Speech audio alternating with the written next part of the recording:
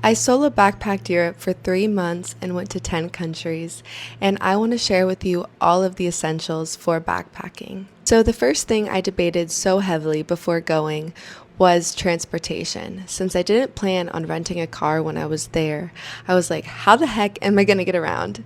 So, I ended up using the train system. For the train system in Europe, it's called Interrail for the people who live in Europe, and for foreigners, it's called Eurail.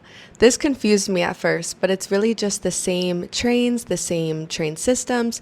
You're just going to be using it under a different pass, therefore using a different app and website. So they have a lot of different plan options, and you can pick whatever one works best for you.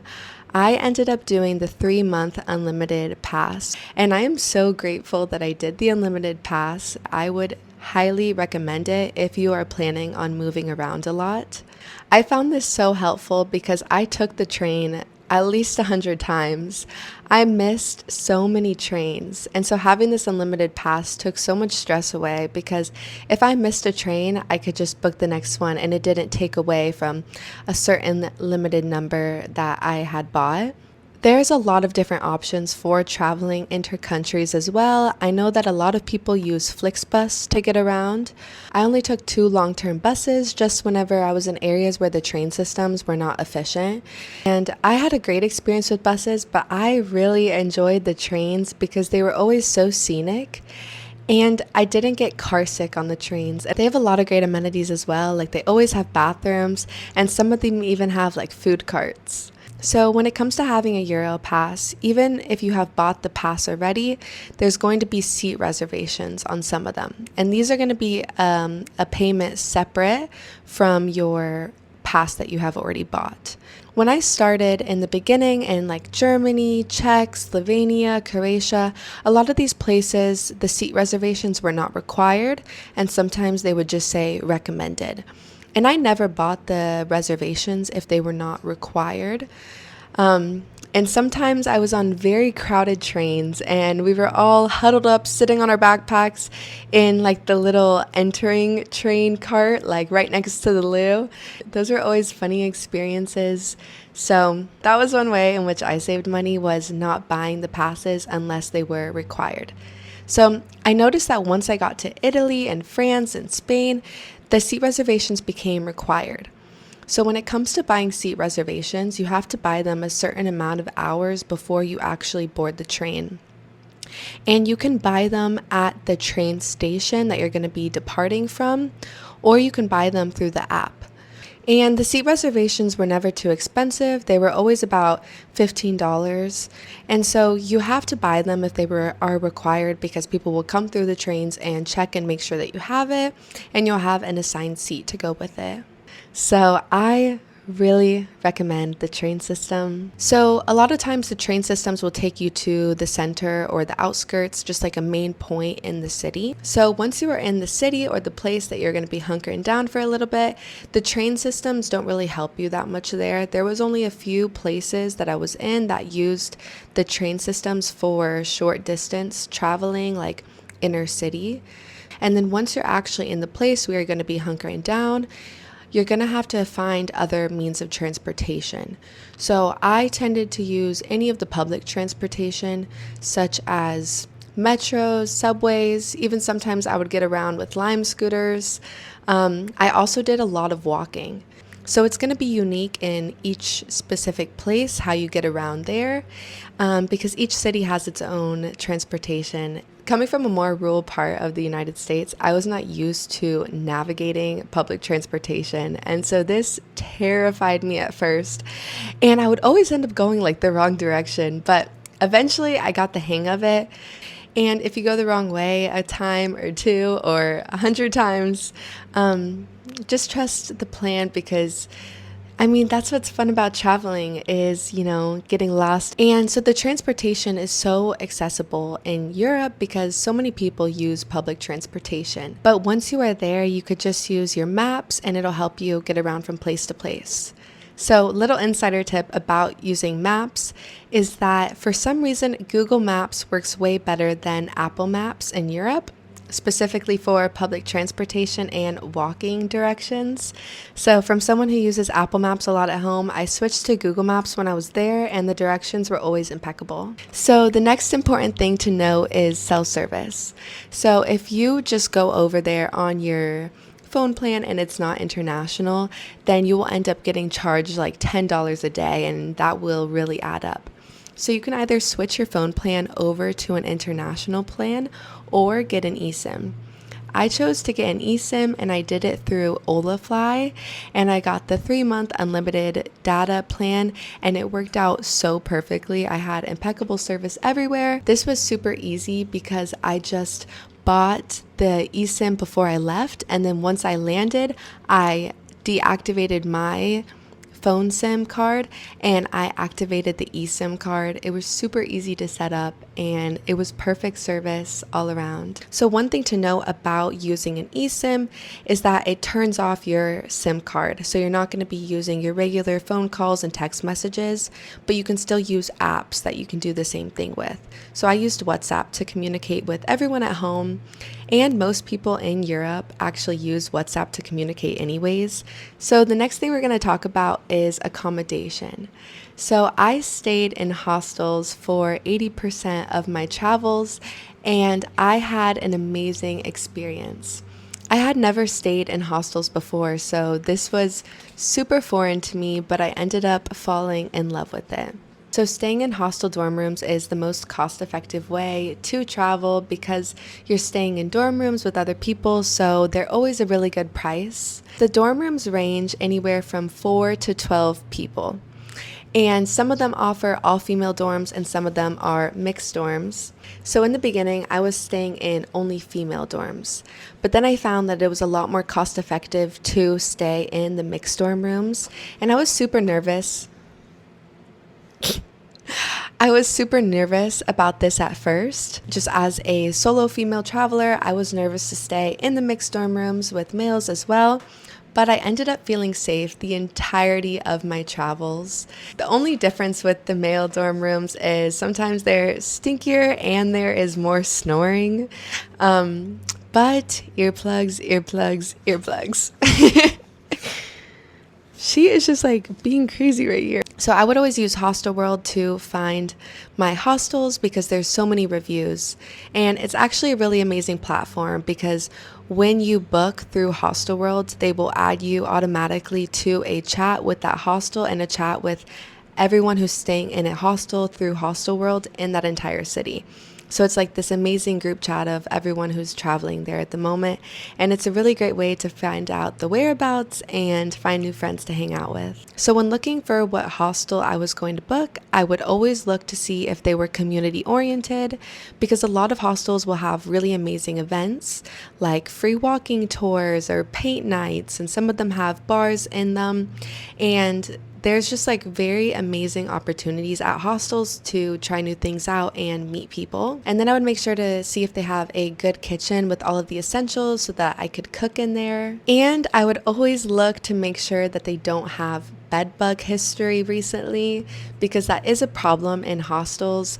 I thankfully did not run into bed bugs at all in my travels, but I was super meticulous with reading the reviews before I went just to make sure that they were not an issue at the moment.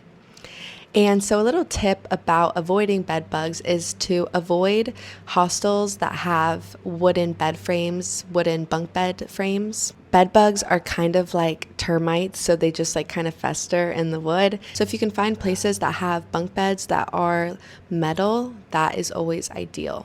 So Hostelworld is an amazing platform because of all the reviews and it adds you to those community chats. But it's actually a lot cheaper most of the time to book directly through the website of that hostel versus Hostelworld because they tax you a bit. And so you don't get added to that huge group chat. But a lot of hostels will have their own individual like WhatsApp group chats that you can like scan a QR code and get added to. And so if you want to save money, that is a great way too. And if you are really wanting to go to a hostel, but it's more expensive than another one, I would say don't skimp on the hostels unless it's a very significant difference because a good hostel can really make or break your stay in a place, as that's where you're going to find community and be comfortable in where you're staying. So, on the topic of accommodation, another thing that I did for my stay was I did work trades. I did 2 work trades, and they were some of my best experiences in all of my travels. I used World Packers to find these work trades, and I knew that I wanted to go to places where I could get free accommodation and all of my meals for that day for free. So I always looked for that. There's so many options for work trades. Some of them, the work trade's really light, you get less in exchange. Sometimes you're doing different things. There's so many options. I did one where I was cleaning in Slovenia, and I did another one where I was gardening and cooking in Italy. And it was so nice to stay with the locals and give back to the community that I was staying in. And I just really loved work trades so much. So the next topic that I want to cover is food. And in the initial part of my travels, I kind of forgot that grocery stores existed, and I just was eating out for every meal. And when I was in Vienna in Austria, I was like, oh wait, grocery stores exist. And I started saving so much money by cooking my own meals or just making my own meals. So something that a lot of backpackers do is called picnic meals. And this is where you just go to the supermarket and you get bread, cheese, meat, a fruit, veggie, maybe some nuts, and you just kind of have your little cheese and crackers, or you make your little sandwiches and you just take that wherever with you. So that's a really great way to save money. But still, everywhere that I went, I made sure to try local cuisine, and definitely don't skimp on this, because this is like the best way to immerse yourself in a culture, is to try the local food. But you don't have to eat out for every meal. So try some picnic meals, and yeah, if you are staying in a hostel that has a good kitchen, you can actually cook your own food, and a lot of them have fridges where you can just put a name tag on your food and leave it in there. And I've only had my food stolen once, and it was like the sketchiest hostel I stayed in out of all of them. So I had really great experiences with everyone being respectful of the kitchen. So the next topic that I want to cover is money. So if you have just a national credit card, then you will get a currency exchange fee for spending in another country. And even though it's usually pretty small, like 2 to 5%, it can really add up over time. So I opened up a travel credit card before I left to make sure that I wouldn't get any fees for the currency exchange. I did the travel card through Bank of America, and it has really great rewards too, so I would really recommend that. And then anywhere that you go, you want to make sure that you have some of the local currency, because a lot of places only take cash. So I know that there's ATMs everywhere, but I was kind of scared to mess around with ATMs. So before I left, I actually went to my bank and I exchanged my USD for euros. And I went over there with about $1,000 worth of euros. And I was kind of worried about having this amount of cash on me, but there's a lot of places that only take cash once you're there. And it was just so amazing to be stress-free about having to exchange the currency. And that $1,000 lasted me the whole way, which was really nice. I think I spent the most cash when I went to Portugal. Like, for some reason in Portugal, that was the place where it was like mostly only cash accepted. Now I want to cover documents. So I would make sure that you have backups of your documents just in case something happens. Thankfully, I never had to use my backups, but I felt very secure knowing that I had these just in case. So I took pictures of my passport, my ID, and my cards, and then I made a little collage, and then I just printed that out on regular paper just so I could have that information if I need it. And I kept it very folded up, like hidden in one of my packing cubes, which I thought was a really smart idea. So you're going to find that everyone travels at a different speed. I found that I was a little bit more of a slower traveler, and I didn't like the giddy up and go in every single place. A lot of people would just stay 2 nights in a place and then on to the next. And 2 nights always felt way too rushed for me. So I found that 4 nights in each spot was kind of my sweet spot. I felt like I got a good opportunity to settle into a place and get to do all the exploring and sightseeing that I really wanted to do. and then I would move from there. As travel days are hard, so don't overbook yourself with going 2 nights, 2 nights, 2 nights, 2 nights.